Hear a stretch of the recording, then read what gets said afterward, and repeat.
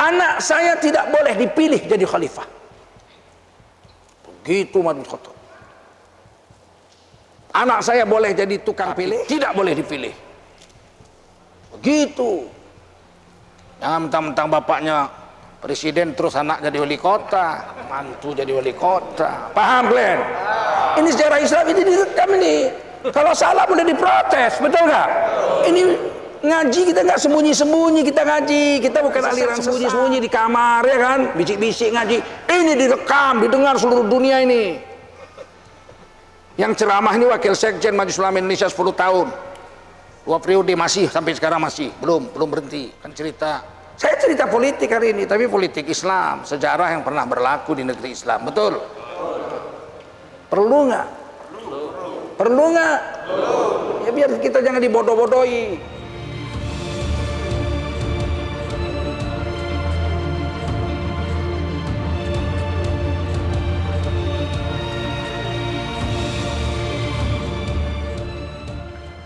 Hamdan wa syukran lillah wa salatan wa salaman ala rasulillah wa ala alihi wa sahbihi wa mawalah.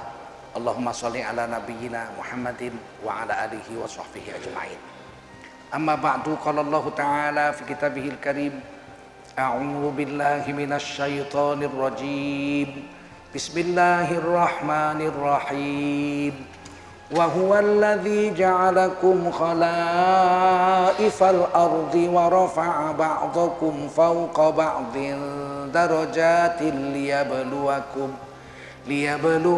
fima atakum inna rabbaka sari'ul iqab wa innahu laghafurur rahim. Dialah Allah yang telah menjadikan kamu semua, wahai orang beriman, sebagai khalifah-khalifahnya di atas bumi. Jadi kita ini khalifah. Yang sekarang ini kok bicara khalifah, bicara khilafah, jadi haram 6 tahun ini di negeri ini. Khilafah, anti Pancasila. Nggak ngerti saya. Bagaimana bisa 6 tahun ini Indonesia serusak ini?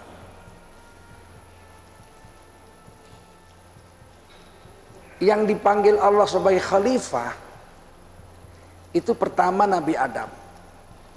Sebelum Nabi Adam diciptakan, Allah berfirman kepada para malaikatnya, wa idz qala rabbuka lil malaikati inni ja'ilun fil ardi khalifah. Dan ingat olehmu ketika Allah berfirman kepada para malaikatnya, sesungguhnya aku Allah akan menjadikan di bumi itu seorang khalifah. Nah, belum jadi, belum. Ini akan. Belum terjadi. Malaikat bertanya, qalu ataj'alu fiha wa yufsidu fiha wa yasfikud dima. Akankah engkau jadikan seorang khalifah di atas dunia, makhluk baru yang bakal bunuh-membunuh, bertumpah darah, merusak bumi? Seperti itu. Sudah ada penduduk bumi, sudah ada. Kerjanya bunuh-bunuhan, bikin rusak, ngelawan Allah, maksiat. Kata Imam Suyuti dalam tafsir Durrul Mansur, wahum banul jan. Yang dikatakan malaikat penguasa bumi sebelum Nabi Adam diciptakan itu adalah bangsa-bangsa jin. Jadi jin laut jumpa jin darat, perang. Jin gunung jumpa jin lembah, perang. Jin pantai jumpa jin hutan, perang. Jin gunung sana jumpa jin gunung sana, perang. Itu aja kerjanya. Jadi Allah nggak suka, Allah mau cabut gelar khalifah itu. Allah mau beri khalifah baru. Belum jadi. Wa nahnu nusabbihu bihamdika wa nuqaddisu lak. Padahal kami malaikat-malaikat ini siang malam mensucikan namamu, bertasbih memujimu, nggak pernah ngelawan Allah. La ya'sunallah, nggak pernah malaikat melawan Allah, nggak pernah. Ngapain bikin lagi, nanti kayak jin itu gitu. Ditutup dialog ini oleh Allah. Qala inni a'lamu ma la ta'lamun. Kata Allah, sesungguhnya aku yang paling tahu apa manfaatnya aku jadikan manusia ini sebagai khalifah di dunia. Aku yang paling tahu, kamu malaikat nggak tahu. Itu ayat 30 surah Al-Baqarah. Sambung ayat 31. Wa 'allama Adamal asma'a kullaha. Berarti Nabi Adam yang dicipta itu. Maka kemudian Allah ajarkan segala ilmu, nama ini, nama itu, nama segala sesuatu kepada Nabi Adam. Nah, berarti Nabi Adam begitu dijadikan langsung alim, langsung pinter, langsung diupload ilmu, jadi langsung. Berarti khalifah pertama di bumi Nabi Adam. Waktu itu Nabi Adam diciptakan di surga. Kata Ibnu Katsir, Imam Ibnu Katsir dalam kitab Qasasul Anbiya, beliau tinggal di surga 100 tahun. Tinggal di bumi 950 tahun. Jadi Nabi Adam itu umurnya berapa? 1050 tahun. Kemudian Nabi Adam diturunkan ke bumi sebagai apa? Sebagai khalifah, sebagai khalifah. Jadi bukan makhluk terkutuk. Itulah bedanya kita dengan Kristen. Kalau Kristen, Nabi Adam itu berdosa memakan buah khuld, buah abadi, buah khuldi. Kemudian diusir ke dunia, kan gitu ya? Berdosa dan mewariskan dosa-dosa kepada anak cucunya, dosa warisan. Jadi Nabi Adam itu berdosa, diusir dari surga, berdosa. Siti Hawa apalagi, udah jelas lah Siti Hawa yang terbujuk iblis pertama katanya, sampai anak cucunya semua menanggung dosa warisan. Kita ucapkan lakum dinukum waliyadin. Terserahlah itu agama Kristen, nggak campur. Tapi kita nggak begitu. Kita nggak menanggung dosa warisan dari Nabi Adam. Kata Nabi, kullu mauludin yuladu alal fitrah. Setiap yang lahir suci, nggak punya dosa kita, betul? Ya kita nggak, iman kita bukan seperti iman orang Kristen, nggak sama. Dan Nabi Adam itu tak mungkin berdosa. Kenapa? Mana ada Nabi berdosa? Ada Nabi berdosa? Nabi maksum, Nabi itu terpelihara dari, mana ada Nabi berdosa? Orang Melayu bilang tak ada pohon tidak bergetah meskipun pirah dengan keladi. Tak ada insan yang tak bersalah kecuali Rasul dengan Nabi. Ya, ilmu tauhid udah ratusan tahun di Indonesia diajarkan. Semua nabi-nabi itu maksum. Mana ada Nabi berdosa? Kalau berdosa dicabutlah gelar nabinya. Gimana kalian? Kalau Nabi berdosa dicabutlah gelar nabinya. Sebab Nabi itu wajib siddiq. Apa? Oh, jujur. Nah, mungkin Nabi bohong. Nabi itu wajib siddiq. Benar Nabi itu, siddiq, benar. Kalau salah bukan Nabi dong. Kalau salah bukan Nabi. Nabi itu amanah, menjaga amanah. Kalau khianat bukan Nabi dong. Mengkhianati Allah pula. Kata Allah jangan makan, dimakan ya mengkhianat. Manalah Nabi mengkhianati Allah. Kalian pun. Nabi itu wajib tabligh, menyampaikan kebenaran. Tidak mungkin Nabi menyembunyikan kebenaran. Kalau Nabi menyembunyikan kebenaran, cabut gelar nabinya. Dan Nabi itu fatonah, cerdas. Masa kalah sama iblis? Masa Nabi kalah sama iblis? Percaya kalian? Makanya ngaji.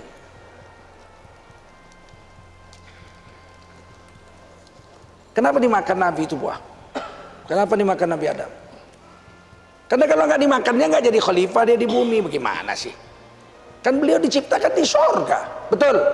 Udah jadi suruh tinggal sorga. Uskun anta wa zaujukal jannah. Diamlah kamu wahai Nabi Adam dan istrimu. Tinggallah kamu di sorga ini. Mana mau Nabi Adam? Orang Nabi Adam diciptakan bukan untuk surga kok. Nabi Adam diciptakan untuk khalifah di mana? Di bumi.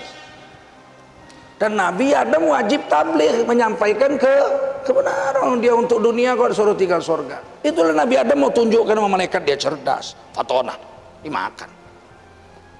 Nah kalau iblis diusir dari surga, betul. Iblis diusir dari surga betul. Karena dia sombong, congkak dan sombong. Wajarlah orang congkak dan sombong diusir. Kata Allah, ya iblis, ma manaka antas juda bima khalaqtu biyadai. Ini surah Shad. Hai iblis, apa yang menyebabkan kamu enggan untuk sujud hormat kepada makhluk yang aku langsung menciptakannya, Nabi Adam?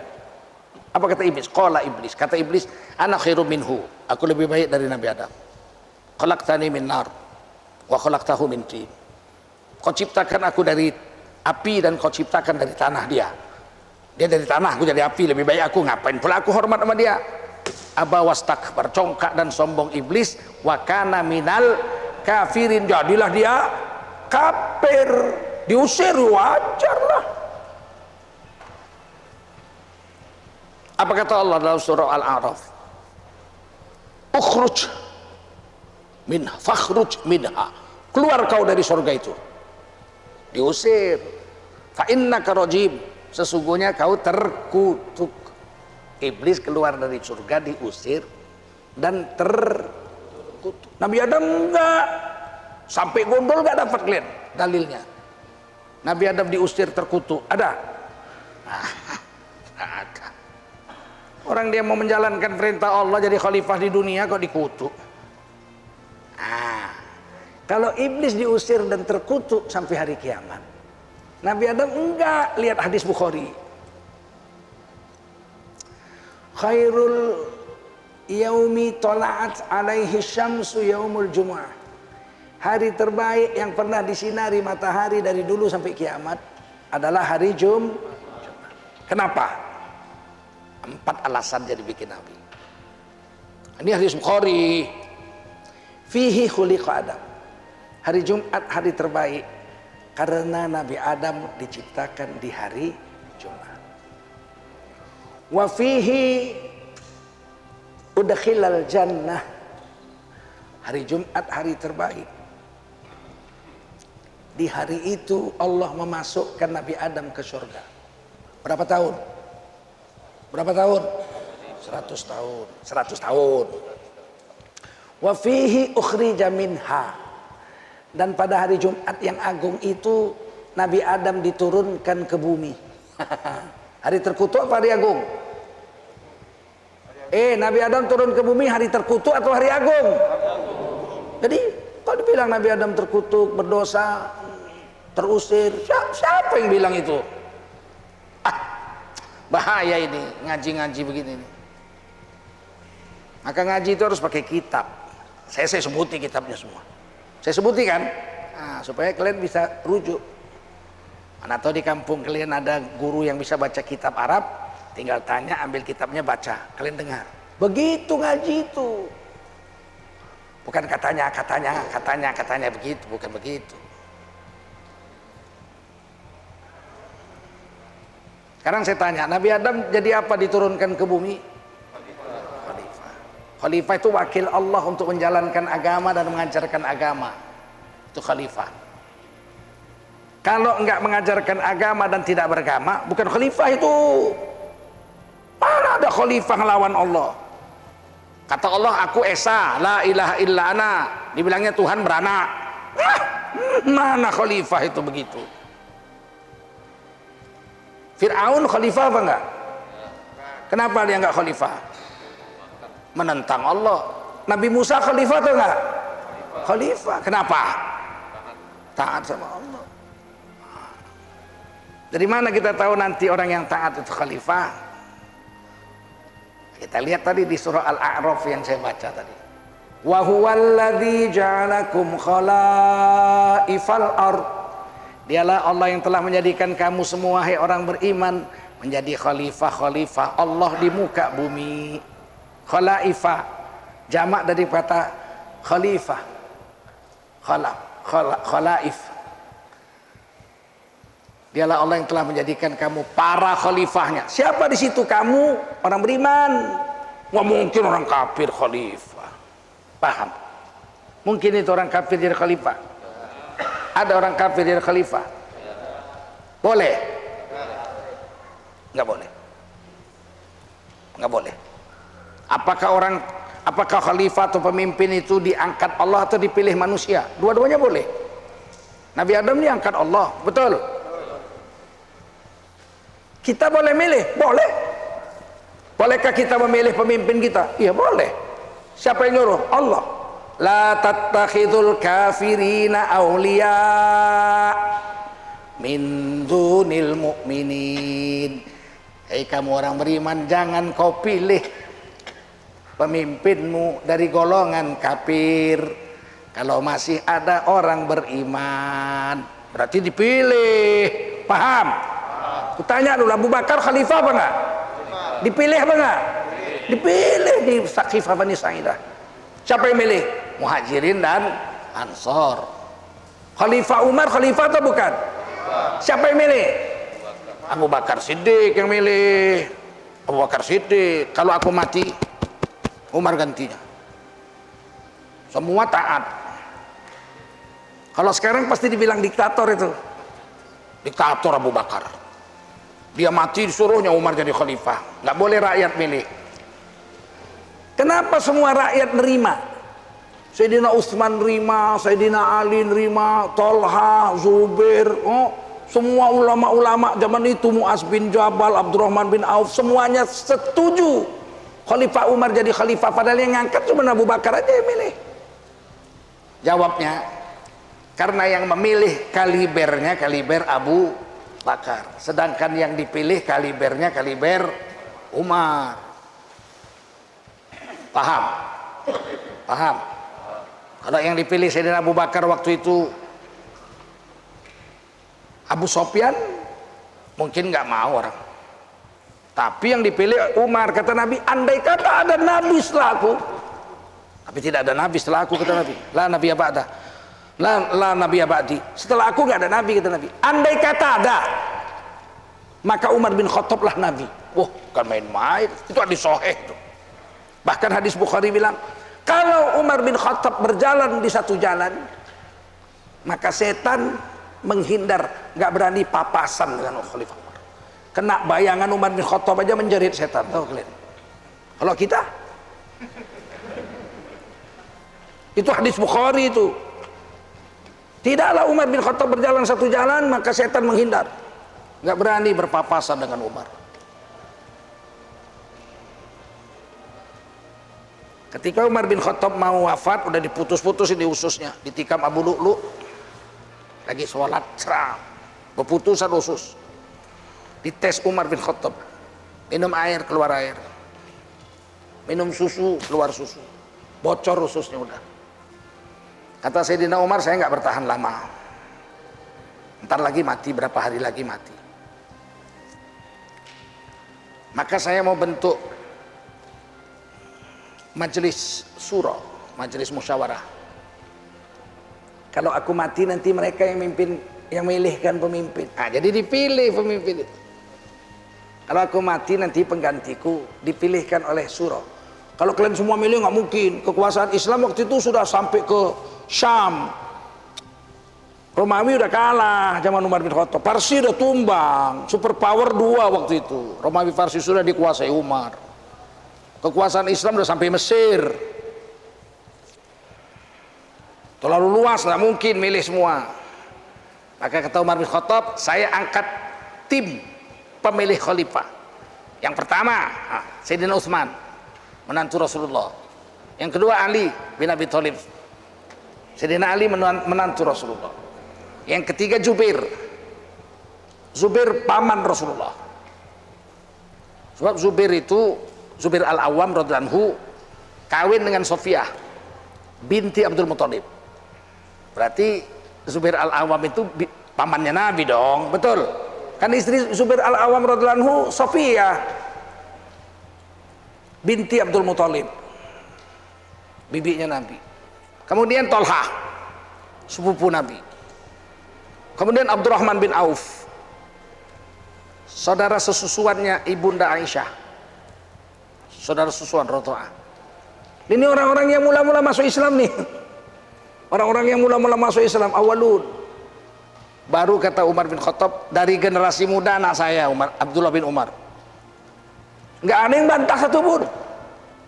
Karena apa? Karena Abdullah bin Umar radhiyallahu anhu itu penghafal hadis nomor 3 paling banyak.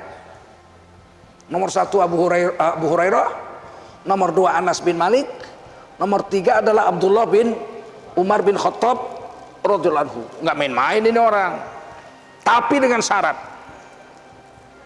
Anak saya tidak boleh dipilih jadi khalifah. Begitu Umar bin Khattab. Anak saya boleh jadi tukang pilih, tapi tidak boleh dipilih. Begitu. Jangan mentang-mentang bapaknya presiden terus anak jadi wali kota, mantu jadi wali kota. Paham kalian? Ini sejarah Islam, ini direkam ini. Kalau salah boleh diprotes, betul nggak? Ini ngaji kita nggak sembunyi-sembunyi, kita ngaji, kita bukan aliran sesat. Kalau aliran sesat sembunyi-sembunyi di kamar ya kan, bisik-bisik ngaji. Ini direkam, didengar seluruh dunia ini. Yang ceramah ini wakil sekjen Majelis Ulama Indonesia 10 tahun. 2 periode masih sampai sekarang masih belum berhenti.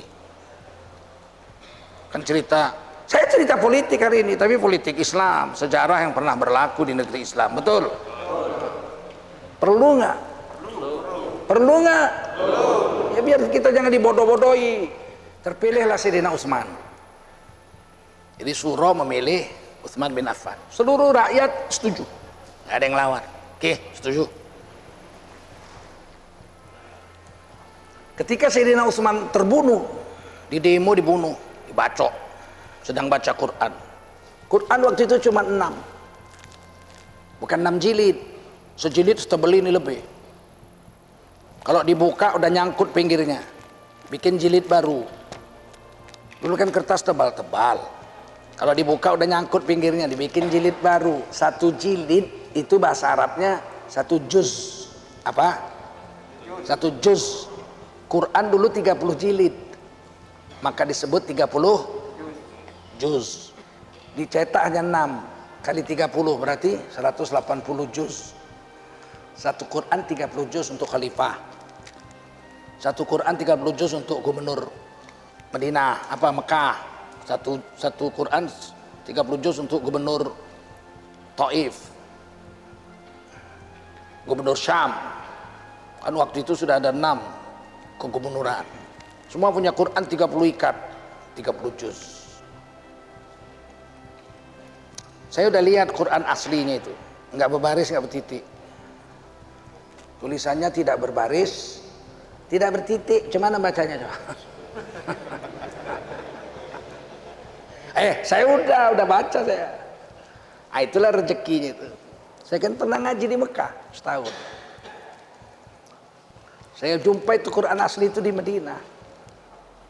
Baca selebar aja waktu itu saya 3 jam. Gimana bacanya? Baca di nun itu gini aja, dah sampan aja, gambar sampan, dah. Ayo bacanya, bisa dibaca nun, bisa dibaca ba, bisa dibaca ta, bisa dibaca sa. Ayo, apa nggak bingung?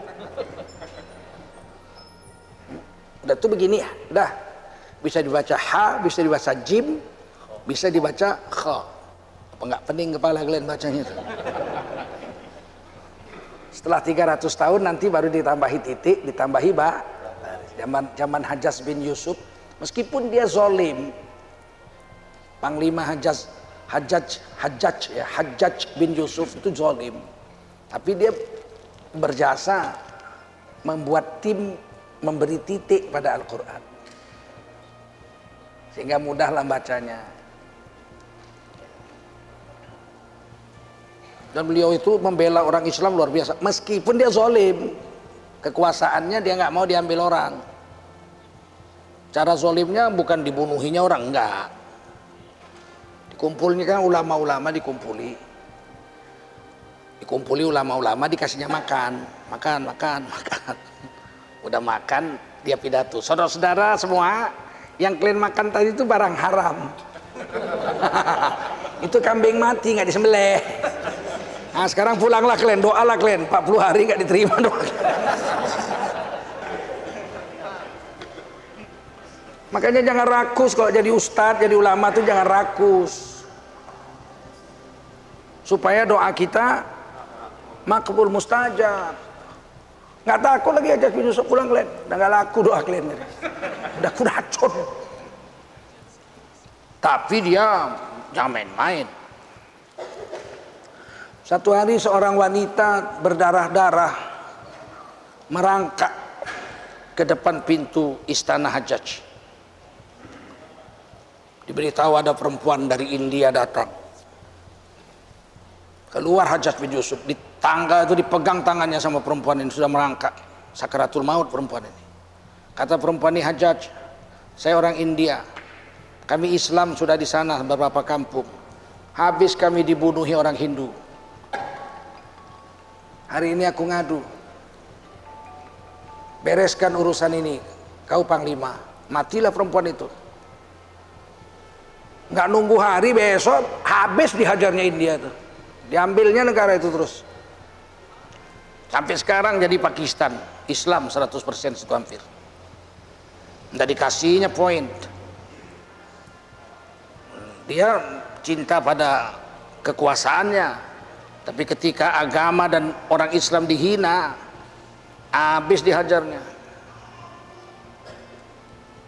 Ini ada orang yang cinta sama kekuasaannya, tapi yang dihabisinya bukan orang yang menghabisi Islam. Orang Islam digebukinya, ditembakinya gas air mata segala macam. Ini biar kalian ngerti. Saya nggak mau cerita, belum pernah saya ceramah seperti ini politik. Tapi ini penting ini.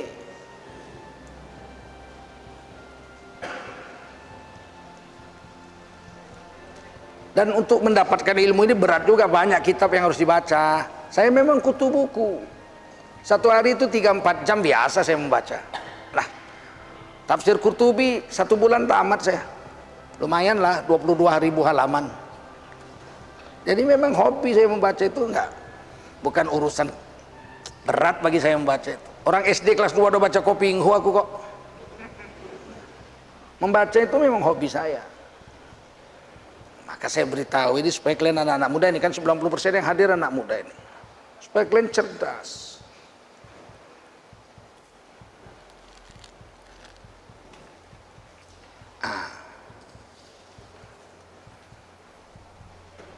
Pemimpin yang soleh itu membuat rakyat dan negaranya hidup dalam keberkatan. Kalau zaman Abu Bakar udah nggak usah cerita lah, keberkatan itu. Apalagi zaman Umar bin Khattab. Aduh, zaman Umar bin Khattab tuh anak-anak kecil main guli, gulinya emas. Jangan main-main, main gundu, emas. Parsi sama Romawi putus kok. Dulu kan super power 2, Parsi dengan Romawi. Putus diambil sama Umar bin Khattab. Kunci Masjidil Aqsa itu diambil sama Khalifah Umar. Jangan main-main Khalifah Umar zaman itu berserakat sampai nggak bisa ngitung harta saking banyaknya. Kayanya. Tapi beliau bajunya cuci kering. Itu dicuci, itu lagi pakai. Dan wafat meninggalkan utang 50.000 dirham. Khalifah menguasai Romawi dan Parsi. Wafat meninggalkan utang 50.000 dirham. Bukan untuk dirinya, untuk menyantuni orang-orang Islam yang miskin. Habis harta Baitul Mal, pakai duit dia, utang. Sehingga ketika dia wafat, Abdullah bin Umar radhiyallahu anhu anaknya mengatakan, bapak saya punya utang 50.000 dirham. Orang dulu kalau punya utang nggak dikubur tuh, nggak berani kuburkan orang punya utang. Kalau itu terjadi, makjang berapa banyak ini yang kredit Honda ini nggak dapat kubur.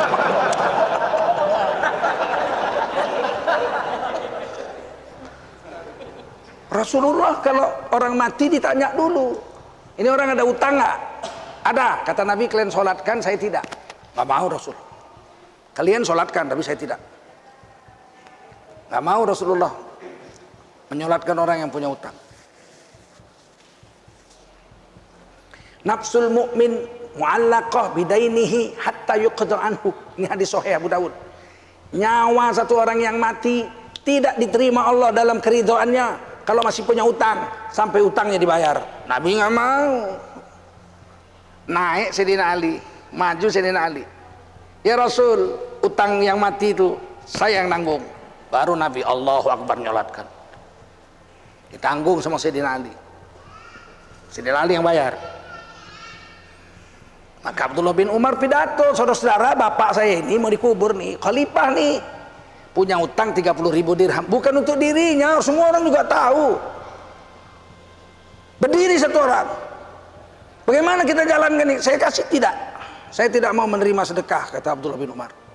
Saya punya rumah, bapak saya punya rumah, saya mau jual rumah ini, beli untuk bayar utang. Berdiri satu orang kaya, saya bayar 50.000 dirham rumah, padahal rumahnya pun rumah ogrek-ogreknya.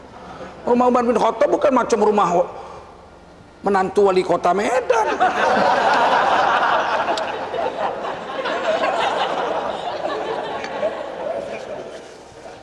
Tapi dibayar 50.000 dirham karena mau bayar utang, sehingga rumah itu disebut Baitul Qirat. Baitul Qirat, rumah pembayar utang. Gantinya Sayyidina Utsman, lebih parah. Utsman bin Affan itu khutbah Jumat, bajunya tampal 14. 12 ditampal kain perca, 2 ditampal kulit. Nggak jumpa kain perca. Dayah, menantu Rasulullah. 2 anak Nabi dikawininya. Dikawinkan Nabi dengan Ruqayyah. Wafat Ruqayyah, dikawinkan lagi sama anak Nabi Umi Kulsum. 2 anak Nabi istri Sayyidina Utsman. Zunnur Aini gelarnya, orang yang memiliki 2 biji mata Rasul, Sayyidina Utsman. Padahal waktu dia belum jadi khalifah kaya raya, dia pernah nyumbang 1.000 kuda dengan pelana dan pedangnya untuk perang. Kita lihat itu di kisahnya itu di dalam tafsir As-Sabuni, Safatut Tafasir, surah Al-Baqarah 261. Mathalul ladzina yunfiquna amwalahum fi sabilillahi kamathali habbah ambatat sab'a sanabil fi kulli sumbulatin mi'atu habbah. Orang-orang yang mendermakan hartanya di jalan Allah seperti menanam 1 biji di dalam tanah. Dari 1 biji yang ditanamnya itu tumbuhlah 7 tangkai, tiap-tiap tangkai berbuah 100 kali lipat. Wallahu yudha'ifu liman yasha. Allah membayar berapa kali lipat terserah Allah kepada siapa Allah mau. Wallahu sari'ul hisab. Allah sangat cepat perhitungannya. Di dalam tafsir ayat itu Imam Sabuni, pengarang kitab Safatut Tafasir, baru wafat berapa tahun yang lalu saja.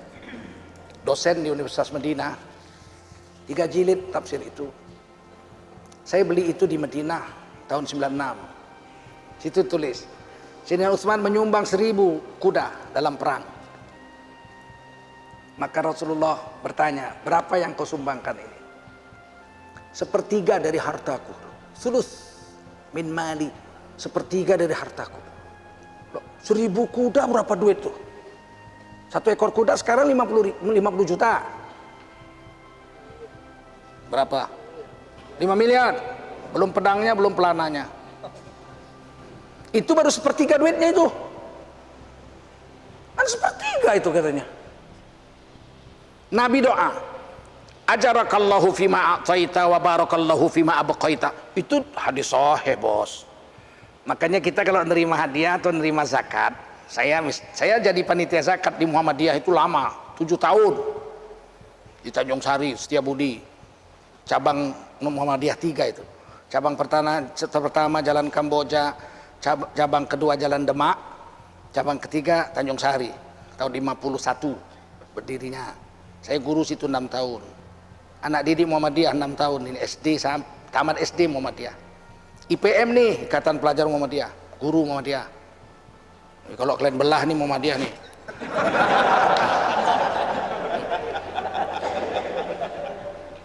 Kenapa pakai jubah serban? Ya, Kiai Haji Ahmad Dahlan pakai jubah serban. Betul. Pendiri Muhammadiyah Kiai Haji Ahmad Dahlan pakai jubah serban. Betul. Ini pakai Muhammadiyah nih. Paham? Kadang benci pula kalau NU itu katanya. Kalau NU lumayan Wahabi itu katanya. Saya itu Muhammadiyah, Pak. Kakek-kakek saya itu pendiri Muhammadiyah di Riau. Jadi ketua-ketua provinsi Muhammadiyah di Riau itu kakek-kakek saya itu. Abdul Rab, Karim Said, wafat berdua ini Setelah Abdul Rabb wafat, kakek saya ganti adiknya yang paling kecil, Karim Said. Karim Said wafat, diganti pakcik saya, Profesor Dr. Tabrani Rab. Profesor Tabrani Rab wafat, diganti sama sepupu saya, Irwan, Profesor Dr. Irwan, dosen di Unri. Jadi memang dididik dari kecil kami di situ.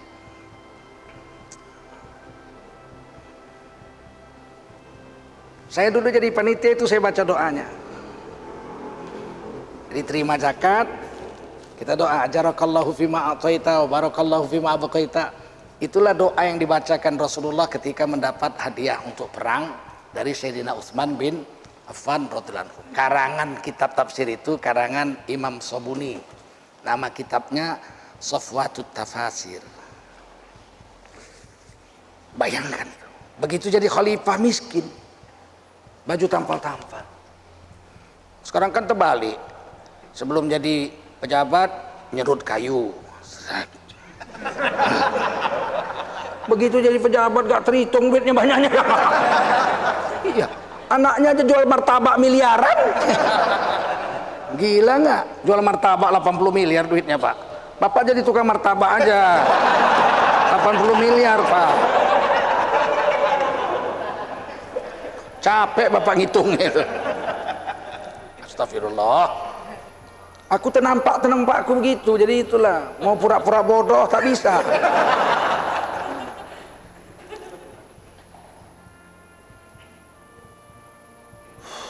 Sayyidina Ali nggak kalah, lebih miskin lagi. Aduh, Sayyidina Ali memang miskin. Tapi hidup Islam waktu itu makmur. Pemimpinnya jujur, anak buahnya pun bersatu di bawah satu komando. Jujur juga. Persatuan Islam tuh lihat. Ketika Nabi pindah di Madinah, ini kalian ingat nih sampai mati, jangan lupa. Ketika Nabi pindah ke Madinah, di situ sudah ada 3 suku Yahudi. Bani Nadir, Bani Quraidah, Bani Qainuqa. 1000 tahun sebelum orang Arab sampai di situ, mereka udah di situ. Mereka itu ikut naik haji sama Nabi Musa. Jadi 2000 tahun sebelum Rasulullah.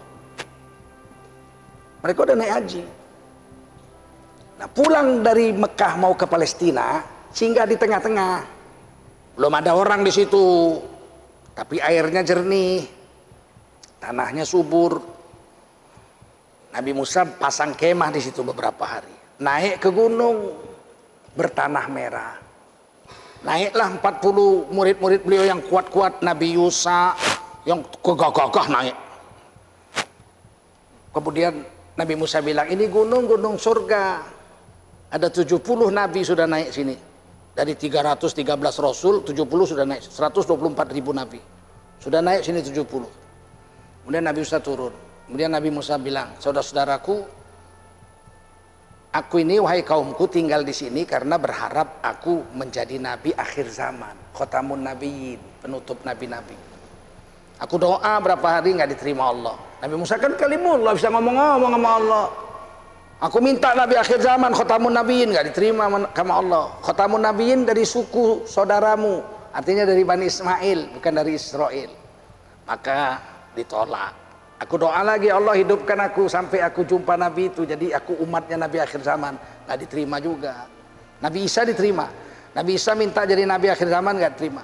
Minta jadi umat akhir zaman, diterima. Nanti dia turun lagi, membunuh Dajjal dan mematahkan salib-salib. Jadi Nabi Isa itu bukan manjat di gereja motongi salib, ditangkap Densus 88 lah. Maksudnya Nabi Isa mengislamkan orang Kristen.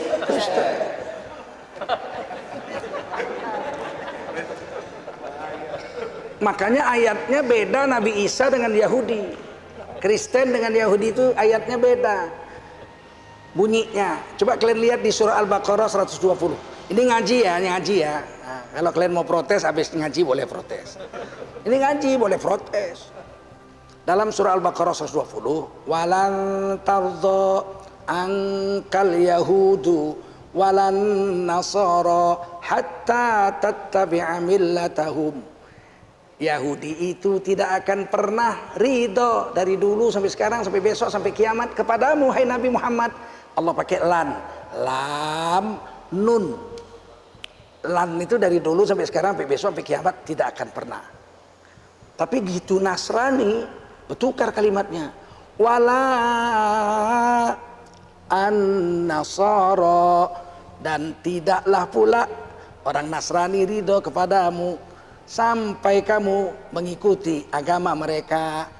Tapi ketika Nasrani Allah nggak pakai lan, nggak pakai lam nun, tapi pakai lam alif la. Artinya kemarin tidak, hari ini tidak, besok tidak. Tapi lusa-lusa bisa iya. Ini kalau kalian belajar nahu, kalian tahu artinya lan dengan la. Bahasa Arab la tidak, lan tidak juga, tapi artinya beda. Kalau lan dari dulu sampai sekarang, sampai besok, sampai kiamat tidak. Tapi kalau la bisa jadi satu hari ya. Nggak mungkin lah Quran sia-sia menuliskan bentuknya beda lan dengan la, kan begitu. Nah itu, maka jangan Quran nggak bisa lah pula dikaji dari terjemahan, harus dari tafsir. Kalau tafsir kan dari segala macamnya dibuka dari nahu, sorof, mantik, balaghah, ya apa macam-macam lah, susah lah itu. 30 tahun lah kalian ngajinya lagi. Aku pun baca kitab juga, kalau mana mungkin orang cari-cari karang-karang sendiri, mana nggak sanggup lah otak kita. Nah, tapi diajari sama ulama-ulama. Ada semua tertulis itu di kitab-kitab, tinggal baca aja.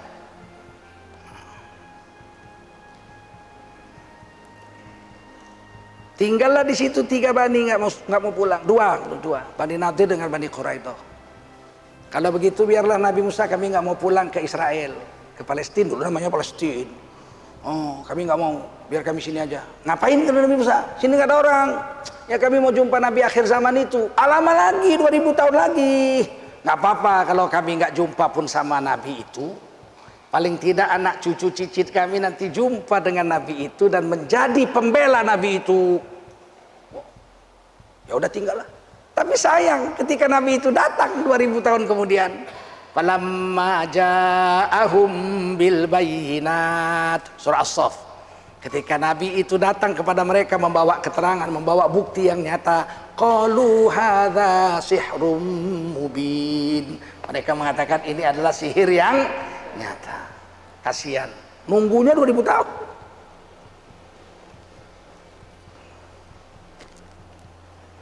Nah waktu mereka tinggal situ, semua tanah subur sudah diambil Yahudi, Bani Nadir dan Bani Quraidah.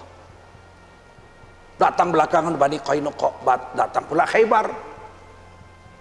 Udah dikuasai. 1000 tahun kemudian datanglah orang Arab, 2 suku dari Yaman, karena bendungan Maghribi jebol. Yaman itu kaya raya itu waktu zaman Ratu Saba, baldatun thayyibatun wa rabbun ghafur, negeri yang adil makmur di bawah lindungan Tuhan yang Maha Kuasa. Sebelum Ratu Saba, mereka membendung 7 gunung menjadi satu danau besar disebut bendungan Maghribi. Di surah Saba bisa dibaca nanti di Quran. Jadi kata-kata baldatun thayyibatun wa rabbun ghafur itu untuk orang Yaman. Tapi kemudian mereka murtad dari Islam, nggak lagi nyembah Allah, mereka menyembah matahari.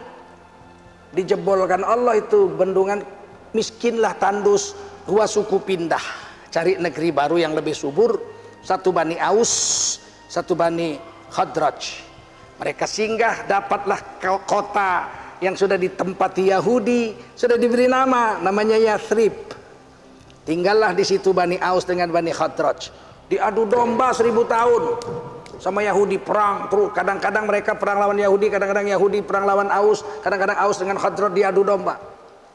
Sampailah Nabi datang ke Madinah, Aus dengan Khadraj dipersaudarakan menjadi kaum Ansor, sedangkan pendatang disebut kaum Muhajirin.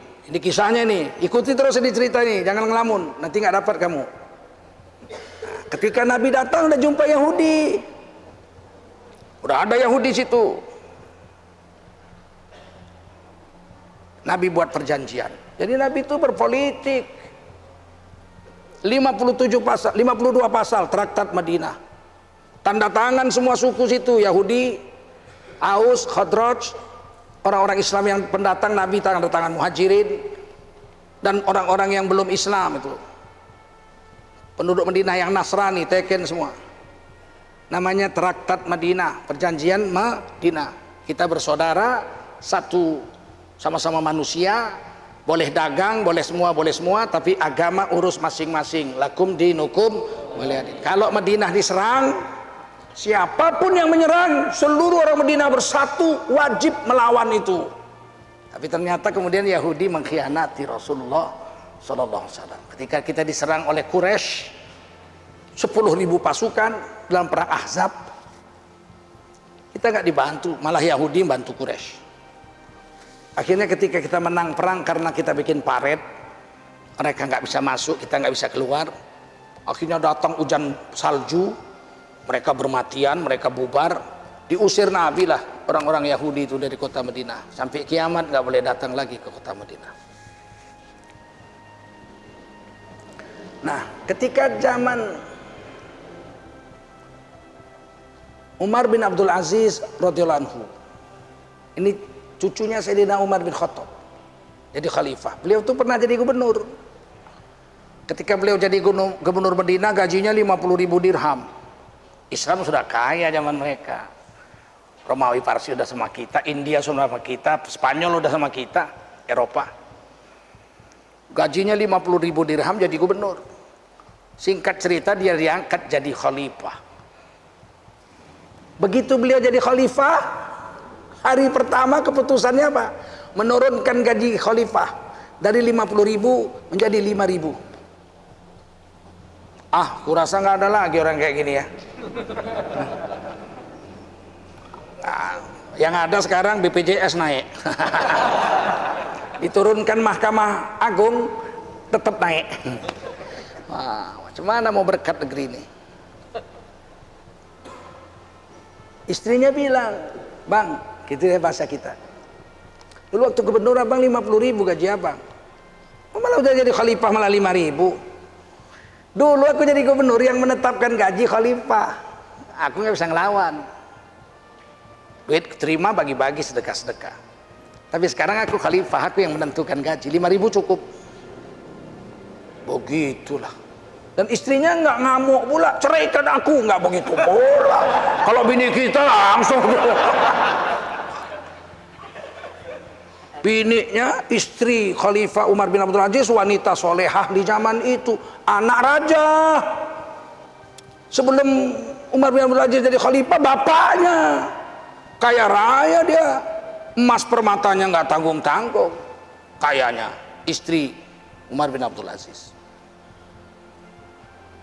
Satu hari dia datang, Khalifah Umar bin Abdul Aziz sedang nulis surat. Kata istrinya, "Bang, ajari aku ngaji, baca Quran." "Oh iya. Dipinggirkan surat, duduk. Langsung istrinya baca, tunggu dulu,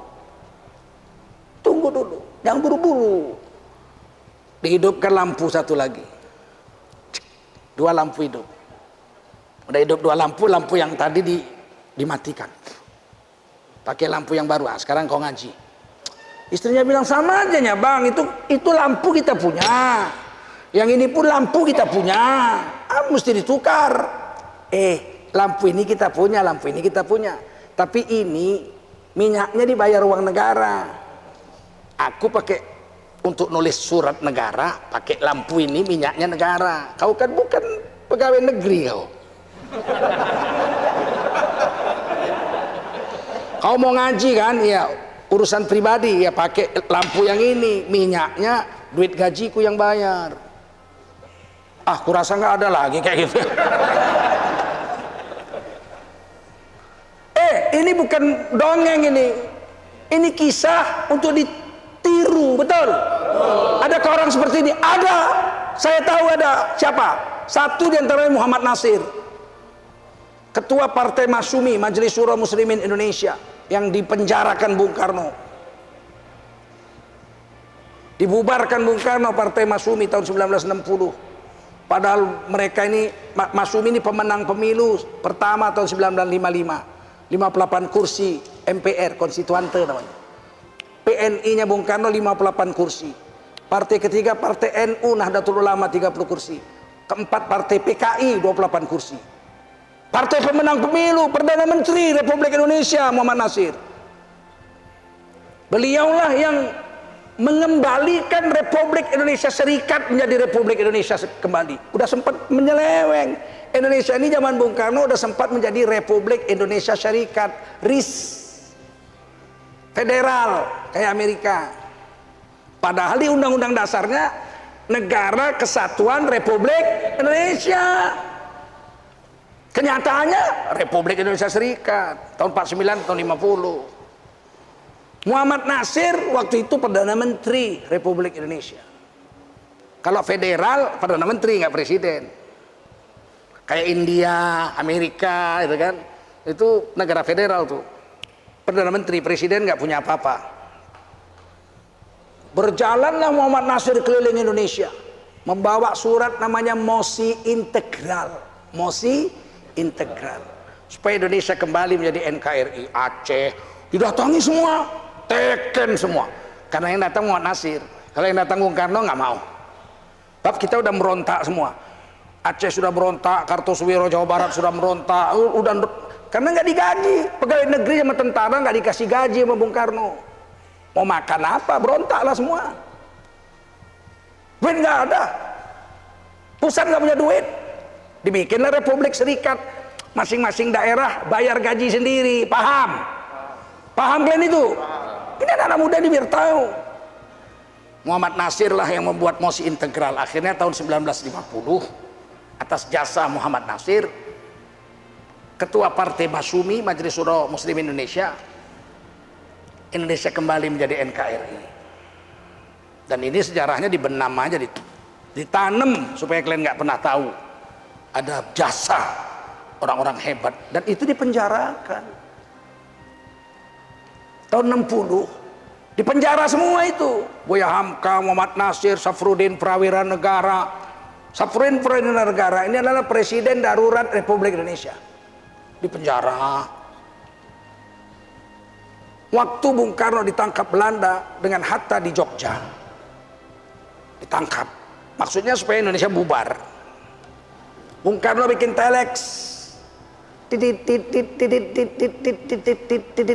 Dulu gitu ya, bikin telex, dikirim ke Bukit Tinggi supaya Indonesia, karena presiden dan wakil presidennya di penjara, supaya Indonesia nggak bubar, dibikinlah Pemerintah Darurat Republik Indonesia, PDRI.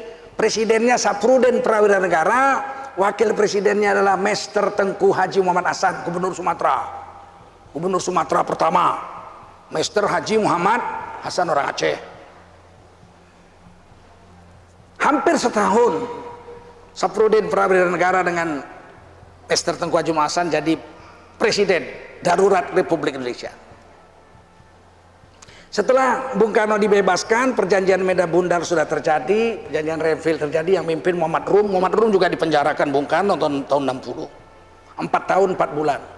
Buya Hamka hampir 2 tahun minum kencing di penjara, nggak kasih minum. Penjara. Akhirnya Indonesia kembali kekuasaan pada Bung Karno. Dan sampai sekarang fotonya nggak pernah dipasang di Istana Negara. Kan nggak jujur sejarah Republik ini. Harusnya presiden itu Bung Karno, Hatta, betul. Kemudian Perdana Menteri Sultan Syahrir, di penjara juga Sultan Syahrir. Perdana Menteri Syahrir 1, Syahrir 2, Syahrir 3. Itu Muhammad Hatta juga pernah jadi Perdana Menteri yang membasmi Musuh tahun 48. Kemudian Muhammad Nasir itu Perdana Menteri. Baru kemudian PDRI tahun 50, Pemerintah Darurat Republik Indonesia. Mesti ada fotonya sebetulnya itu, Safruddin dengan Mr. Tengku Haji Muhammad. Sampai sekarang nggak ada. Tugas kalian nanti kalau kami udah mati, kalian tukar Republik ini. Jujurlah kepada sejarah bangsanya. Siap kalian itu? Tugas kalian itu, siap? Jangan kalian biarkan negeri ini diperkosa. Sejarahnya jadi belok-belok, kan nggak karu-karuan.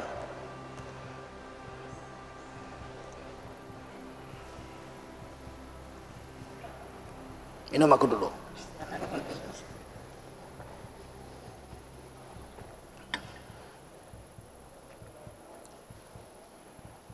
Hanya 29 bulan Khalifah Umar bin Abdul Aziz jadi khalifah. Hanya 29 bulan. Tapi Orang perempuan bisa jalan kaki sendirian dari Yaman sampai ke Palestina, naik haji sendirian jalan kaki. Nggak ada yang berani membuat kejahatan di zaman itu. Berkah hidup ini tahu. Sampai-sampai diriwayatkan serigala dengan domba bisa minum dalam satu wadah. Serigala sama domba minum. Habis minum ditengok serigala tuh. Haus kau? Haus. Minum lagi, minum. 29 bulan tidak ada domba memakan serigala memakan domba hidup. Yang dimakan serigala hanya domba-domba yang mati saja. 29 bulan. Jadi itu gunanya pemimpin. Bahkan binatang-binatangnya pun berkawan. Satu hari seorang bapak duduk di dalam rumahnya. Di halaman rumahnya dilihatnya kambing dengan serigala minum sama-sama. Senyum dia. Dia bilang sama anaknya, lihat tuh, serigala sama kambing minum. Iya ya. Inilah keberkatan Umar bin Abdul Aziz. Tiba-tiba siap minum, ditangkap serigala kambing itu, diterkamnya mati. Apa kata bapak tadi? Inna lillahi wa inna ilaihi raji'un. Ada apa pak? Telah wafat Umar bin Abdul Aziz. Dari mana bapak tahu? Kambing sudah dimakan serigala. Begitu. Maka kita wajiblah memilih pemimpin yang soleh. Siap? Siap. Kalau nggak ada yang soleh, yang salahnya sedikit lah. Dua-dua salahnya pak, yang lebih sedikit salahnya. Begitu. Penting apa enggak kalian rasanya? Penting. Dan yang paling penting karena ini demokrasi, pilihlah orang yang disokong oleh partai yang tidak benci dengan agamamu. Kalau dulu PKI benci sama agama kita, betul? Sekarang ada kan partai yang nggak suka sama agama kita? Ada nggak? Ada nggak? Udah tahu lah kalian, tak usah aku sebut pun tahunya kalian itu. Nggak suka sama agama dia. Apa aja kalau udah cerita agama di Indonesia ini, mau bikin undang-undang sinis dia, sinis,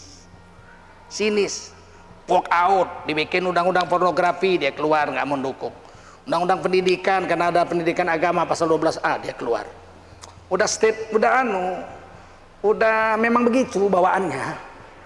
Tapi kalau joget-joget rajin dia ke kanan. Pemimpin yang soleh, rakyatnya mau kiri, agak kiri dan ke kiri. Oh rajin betul dia berjoget. Tapi agama dia nggak suka, paham kalian? Dibilangnya lah ulama-ulama kadal gurun. Cuma 5 tahun ini aja ada orang berani menyebut ulama kadal gurun. Nggak takut-takut. Cina kepet berani bilangkan kita kadrun, coba. Cina kepet. Ada Cina bilangkan dia, kadrun kau. Kau bilang, pengkhianatnya kau seumur hidup. Kau nggak pernah kau ikut. Bapakku berjuang memerdekakan Indonesia nih. Walaupun aku Cina juga, ibuku Cina. Makanya mataku sipit. Tapi ibuku tidak Cina kepet. Berani dan nggak pernah ditangkap. Nggak ditangkap. Bilang kadrun nggak ditangkap. Dulu PKI yang bilang kadrun. Ulama-ulama jangan PKI dibilang setan desa, ya kadal gurun. Dari dulu itu begitu. Nah sekarang bangkit lagi. Belum pernah sekalipun saya mendengar presiden ngomong, saudara-saudara janganlah menghina agama, hentikanlah penghinaan terhadap ustadz-ustadz, jangan bilang kadrun. Nggak pernah. Ditangkapnya enggak, dilarangnya pun enggak. Jangan-jangan disuruh pun malahan. Nggak nuduh, tapi kan nggak pernah dilarang, betul? Mbok sekali ngomong gitu, kenapa sih jangan saling menghina agama? Kan bagus ya. Kita pun nggak pernah bilangkan pendeta mereka itu kadal penjajah, ya kan? Kan nggak pernah kita bilang pendeta kadal penjajah, pernah? Nggak pernah kita, nggak boleh. Lakum dinukum, nah, mereka tuh menghina kita kok. PKI dulu begitu juga, PKI, Masumi, antek imperialis sampai dibubarkan Masumi tahun 60. Kita berkawan sama NU, dibikinlah Nasakom, nasionalis agama dan komunis. Agamanya NU, komunisnya PKI, nasionalisnya PNI Bung Karno, Nasakom. tahun 60. Semua orang Masyumi dipenjarakan, tokoh-tokohnya, partainya dibubarkan. Tahun 65 berontak PKI, yang paling banyak dibunuh yang adem-adem itu, adem diaretnya juga. Ini pelajaran mahal sama kalian ini, jangan terulang sejarah begini. Saya tidak mendusta, ini kan direkam ini. Buka aja sejarah, kalau bohong aku kan ditangkap besok. Ini kan kenyataan yang aku bilang ini. Oleh karena itu bersatu kita. Kalau sama-sama Islam, mau keras mau lembut, yang penting bela agamanya, betul? Sayyidina Utsman lembut kali pun, diajak orang nangis. Sayyidina Utsman itu kalau diajak orang nangis. Umar bin Khattab coba kau ejek, kalau nggak tanggal gigimu dibikin. Paham? Jadi kan sahabat Nabi itu kan begitu-begitu. Ada yang keras kayak Sayyidina Ali, tegas itu. Kayak Sayyidina Abu Bakar untuk tegas. Kalau Abu Bakar Siddiq, Sayyidina Utsman kan tukang nangis. Ya kan? Ya memang begitulah, ada yang tukang nangis. Kayak siapa? Ananda Arifin Ilham, tukang nangis. Ya Allah, ya Allah. Ya begitu, ada yang lembut. Kayak Agib, saya mah begini-begini aja mah. Tapi ada yang keras, betul nggak? Kayak Tengku Julkarnain. Kau cegatlah di jalan kalau nggak aku campakkan ke paret kau. Tapi kan yang penting jangan lari dari agama, paham? Jangan kalian benci. Saya itu dari dulu kalau untuk amar ma'ruf lembut saya. Mendatangi rumah orang, saya ngajak orang sholat, ketuk pintu dari rumah ke rumah, itu saya lakukan dari tahun 88 sampai sekarang. Setiap tahun saya usahakan 40 hari saya keluar dakwah pakai duit sendiri, datangi orang-orang untuk taat sama Allah. Tapi kalau amar ma'ruf, kalau nahi mungkar keras memang dari dulu. Saya pernah khutbah di Medan ini lah, masih dosen USU saya. Turun dari khutbah, datang panitia masjid. Pak, sini dulu kita, dibawanya ke kamar. Gue pikir mau dikasih makan. Lapar awak khutbah Jumat ya. Rupanya diprotes. Terus terang aja Pak ya, keras sekali Bapak khutbah tadi. Ya ada yang salah, Quran hadisnya. Tidak, tapi keras sekali Pak, nggak senang kami dengarnya. Berapa khotib di sini setahun? 52 kali khutbah Pak. Oh, yang keras siapa? Cuma Bapak sendiri. Jadi yang 51 lagi bagus lembut-lembut. Nggak berubah juga nya kau, ku bilang. Tetap juga kau sontoloyo ya kan? Hah? Salat Jumat subuh di sini ku tengok nggak adanya, cuma 11 orangnya, imam sama khotib, imam sama muadzin sebelah-sebelah. Kau pun tak datang. 51 lembut khutbah sama kau, tak berubahnya kau. Satu aku keras kau protes. Diamlah terus. Oh iya Pak, iya. Itu udah saya alami. Saya ini dakwah dari SMA kelas 1 saya sudah jadi khotib Jumat, sudah ceramah di mana-mana saya. Udah pengalaman lah, 36 negara udah awak keliling dakwah. 36 negara. Pakai duit itu, bukan pakai daun. Kalau kata orang Medan, sudah berserak-serak kencingku di mana-mana. Ini dakwah, ini kepentingan, betul nggak? Agama ini harus dibela, perintah Allah, betul? Ya ayyuhalladzina amanu kunu ansarallah. Hei kamu orang beriman, jadilah kau pembela-pembela agama Allah. Itu perintah. Kunu ansarallah, itu fi'il amar, kalimat perintah itu dari Allah, surah As-Saff. Nggak boleh kita mengelak dari situ. Gayanya terserah. Aku orang Medan beginilah gayaku, ya nggak? Tak senang kau. Kalau orang Jawa kan lain gayanya, pula lembut ya kan, saudara-saudara. Terserah aja ya. Kok mau dipaksa-paksa? Beginilah adanya. Tapi yang penting kan sama-sama membela agama, betul? Orang Jawa dari dulu memang begitu, baik-baik, lembut-lembut.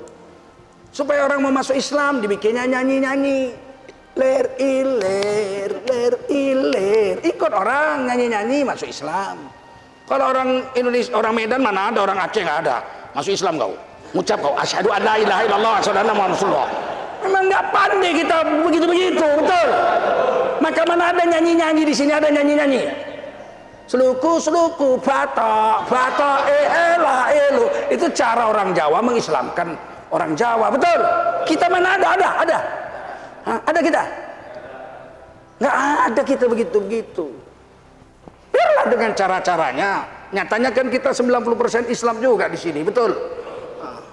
Jawa begitu juga, biar dengan cara-caranya. Yang penting bela agama. Nah, sampai sinilah ceramah kita. Ntar lagi pemilihan wali kota, ya enggak? Kalian pilihlah orang yang didukung partai yang tidak benci sama agama. Itu titipan saya itu. Bapak jangan kampanye. Nggak ada aku kampanye. Siapa kampanye aku? Nggak ada aku kampanye. Ada kampanye aku? Aku cuma ngasih nasihat. Pilihlah yang didukung oleh partai yang suka agama. Kalau enggak, inilah nasib kita sekarang. Dibikin undang-undang omnibus law pasal 35A. Jika MUI tidak dapat mengeluarkan fatwa halal pada waktu yang ditentukan, 3 hari kah 7 hari, maka pemerintah berhak mengeluarkan sertifikat halal tanpa fatwa halal dari MUI. Bisalah kodok dimakan besok nih. Lambat kali MUI mengeluarkan fatwanya. Mengeluarkan fatwa ini nggak bisa pakai waktu sembarangan begitu. Saya kasih contoh. Waktu saya masih di komisi fatwa, 5 tahun juga aku di komisi fatwa. Pertanyaan datang dari pabrik kosmetik. Kami membuat kosmetik, alat kecantikan wajah untuk kulit wanita dari plasenta. Halalkah dia? Rapatlah kami komisi fatwa hari Rabu. Wow, itu aja rapat 2 jam. Saya bilang plasenta almasi, bahasa Arabnya almasi. Plasenta almasi. Jadi kalau bayi lahir kan ada plasentanya. Plasenta itu almasi. Di dalam kitab madhab Syafi'i, Imam Syafi'i mengatakan almasi juz'un min jasadil janin. Almasi, plasenta itu adalah bagian dari jasadnya janin, sang bayi. Jadi kalau dia lepas, harus dikubur itu plasenta. Nggak boleh kasih makan anjing, nggak boleh harus dikubur. Meskipun tidak disolatkan. Karena dia juz'un min jasadil janin. Oh, ributlah situ soal berdebatlah, ada yang dari Muhammadiyah, dari NU, Wasliyah semua kan, buka kitab semua. Akhirnya sepakat. Plasenta almasi juz'un min jasadil janin adalah bagian dari jasad sang bayi. Nah, sekarang bagaimanakah, halalkah dia dipakai untuk kosmetik, sedangkan dia harus dihormati? Laqad karramna bani Adam, Quran bilang anak cucu Adam dikeramatkan, dimuliakan. Tidak boleh kan? Tapi bagaimana dengan binatang? Manalah bisa kita memutuskannya? Disekorlah sidang itu, dipanggillah dari IPB Bogor pakar hewan. Mereka dikasih waktu seminggu untuk membuat paper menjelaskan kepada kami apakah plasenta kambing, plasenta kerbau itu sama dengan manusia, bagian dari jasadnya. Dipanggil dari Universitas Indonesia UI, Fakultas Kedokteran, untuk menjelaskan plasenta manusia itu bagaimana. Seminggu, udah 3 minggu ya, udah 3 minggu kan? Baru kami kumpul lagi, dirangkumlah semua, sehari lagi, 4 minggu. Barulah keluar almasi yang dari manusia hukumnya haram jadi kosmetik, tapi yang jadi binatang, kalau binatangnya halal, kambing, kerbau boleh, babi tak boleh. Nah, kan gitu ya, ular tak boleh sebagai macam. Ini butuh waktu sebulan. Kalau dibikin di omnibus law ini nanti 3 hari, itu seminggu nggak bisa fatwa keluar. Keluarkannya langsung keluar sertifikat halal dari pemerintah. Kenapa? Kok halal ini? MUI lambat betul. Macam mana nasib kita orang Islam coba? Saya kan 22 tahun jadi anggota MUI pusat. Bukan ujuk-ujuk loncat terus jadi wakil sekjen. Katanya Tengku karena itu titipan cendana kepala tuh kau. Saya masuk MUI Pak Harto udah lengser kok, betul. Saya masuk MUI itu Pak Harto udah lengser tahun 98, 99 saya masuk MUI. Titipan kau. Ini kadang-kadang Digaji mahal, nggak ada 1 rupiah pun kami nggak digaji. MUI nggak punya kantor sampai sekarang. MUI pusat tuh numpang, nggak punya kantor. Ini negara Indonesia, 230 juta rakyatnya Islam. Pancasila ketua namanya saja sila pertama. MUI nggak punya kantor sampai sekarang, udah 75 tahun merdeka. Malah persatuan renang cuma pakai cawat aja dapat kantor. Biar kalian tahu, jangan kalian termakan fitnah-fitnah mereka itu, keji mereka itu tahu. Kami nggak digaji kok di MUI. Nanya lagi tuh, kalau nggak digaji makan dari mana kau? Kau pikir makan nenekmu yang ngasih? Kami punya kerja, paham? Bukan penganggu, bukan kaleng-kaleng kami masuk MUI itu. Dipikirnya macam dia, jadi bujer. Iya, kadang-kadang ini terpaksa keras ngomongin supaya mereka ngerti. Dibeginikan aja belum ngerti. Dibilangnya sombong, sombong. Nggak dijelaskan dibilangnya awak pesong. Dijelaskan dibilangnya awak sombong. Memang IQ 200 sekolah. Payah.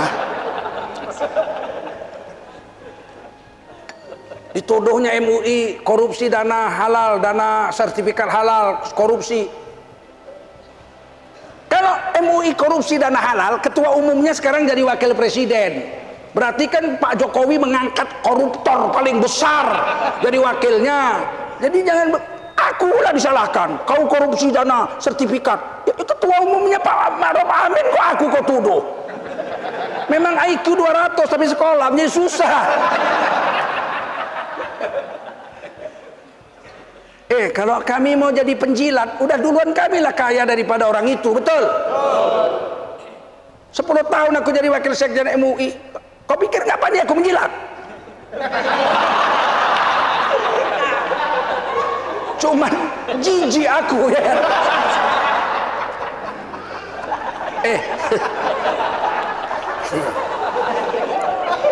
Ini gaya orang Medan ceramah. Ya kan? Begini cara orang Medan ceramah, ya enggak? Buka kulit nampak isi. Enggak pandai kita berminyak-minyak air, ya kan? Kalau saya mau kaya udah kaya raya lah. Kalau saya mau makan uang ceramah aja, mana naik Avanza aku Alphard lah, ya enggak? Enggak mau, istriku pun enggak mau makan uang ceramah, enggak mau. Udah janji kami sebelum kawin, itu syarat perkawinan kami. Saya dosen USU, Fakultas Sastra, bahasa Inggris. Makanya aku bahasa Inggris nggak perlu pakai teks. It is time to.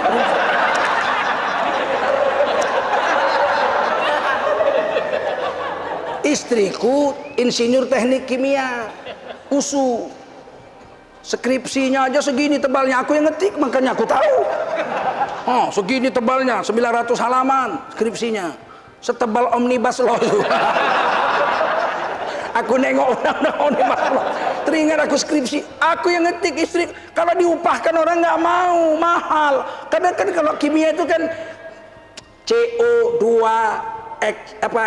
H2O ClR kan kecil besar kecil pangkat 2 kedua dah malas orang digini-gini kan mesti ketik tiktok tek mana mau orang.